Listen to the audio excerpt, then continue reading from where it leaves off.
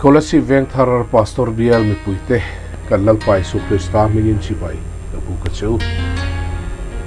COVID-19 trileng mekin kan nun phung na satak din hey min khoi dang lam sak me kan ni a pathian biakin khom mai ba ka kan rong bol na peng thang a chol thuak mai jing tong trying khom tak ngial po biakin a kan nei mu mal thei talo ani hi kan din mun me ka hian chung kuale bimalla fian riala pathian pol na hun mang turin ko ran mi puite in wat sai sau zelila adua piang te tan pathian thu mai thlang mai thei tur chop chuakin voina tang hian bul kan tran don ani Sri Lanka ra pathian nen fian rial hun kan man zel thei nan du sakna kala ra chu e fian rial hun kan mana hian rong bol tu ro pui Oswald Chambers le kabu aro pui nan ka thei na sang berti sang ni som le panga a reverend zoram sang ane na kan buat sai ve Bible Society of India Indian Evangelical Mission le Oswald Chambers Publication Association UK 10 min publish sakhi arem sang lai ang tela chuakin hun kan mangho thin don ani fian rial hun kan man masak ber atan chuan kan ngai tu ho tan eng hinge poimo masaber so ngai tuang ti tu hi antarlan kan du ani pathian thu ngai thang o Philippi bung khat chang som ni thu enga ma ti mol phovin ka don lova huai taka ka pa yang phovin tu na po nun na wangin mo thi na wangin mo ka taksa Krista choi mo ina jok don ti ka base le ka chak nang zel hian he thu hi tir ko polan a hun nung lam a chung chang thu ro rel na anga me lai ani a chu ta chuan a rong bol na hun aliam to a ma thi na ma chon don ani ti a ri a chu ta chuan ka du thu samber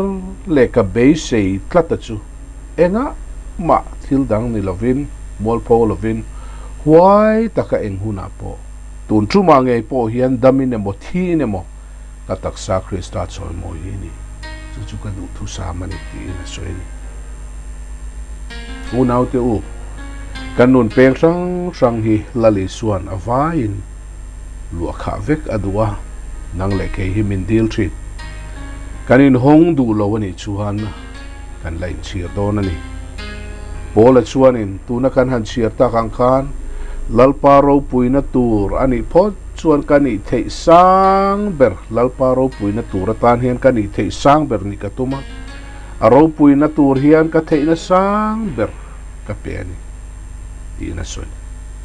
chu tiang ta ka tum ru na sa chu du thlan na tang ron chuak mi hring du thlan na tang ron chuak ani a ngai dan soi kho ma tang ron chuak ani satlia lova mi hring fin na chu te chuat pon hi klo kan du thlan na zong a vain sut le to lo turin i suan ne na pek ti na ni ke ni chuan du thlan na siam mai lovin chuan lam chi thrang kan dap kuala mani ba ka mi dang te kan ngai tu atela hetiang taka du thlan na siam hi har sa kan ti fochi lali suwa ko na hi chang tai la ka chuten eng tin nge an tiang enge a hong ti te kan ngai tu chi kan din mun hi pathian hian min hriat thiam pui tok lo ni ten kan ril ruam fochi na chu wang chon du thlan na kan siam lei thei lo thi na ni apoi mo lai ber voin hian ngai tu ro pathian in din mun a hrethiam em ani ngai tu na dang zong pai bo la hei chau hi ngai tu ang che a ro pui nan ka thei na sang ber amatan chawai la turi tir ko polan ain pek nei voin nia hiam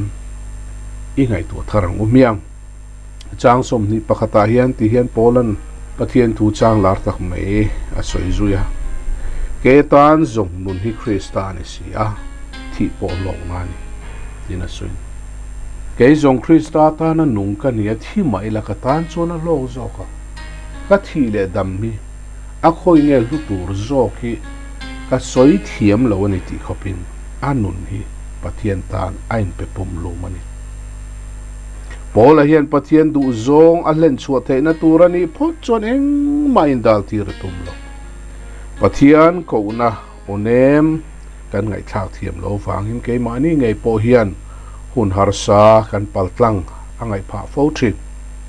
chutiang huna chona tan thei top chua tura du thlan angaya kan ril ru ain nial tri nuna kong thuam puya kan dingani kong peng thuam lian tak maya du thlan na tu zongin helama nge helama pen tak ngam si lawin kan boi tri chutiang din munai ding me kani chuani du thlan na zong chu voin hian avain abo bang om lovin sud le to lo turin iswanela lanan che ingai tuana iril ru zong in eng hinge poi mober eng hinge kan ti tu hi ingai tuana voinia mangzuyang che pathian ni thu kan zatan mal som lo se amen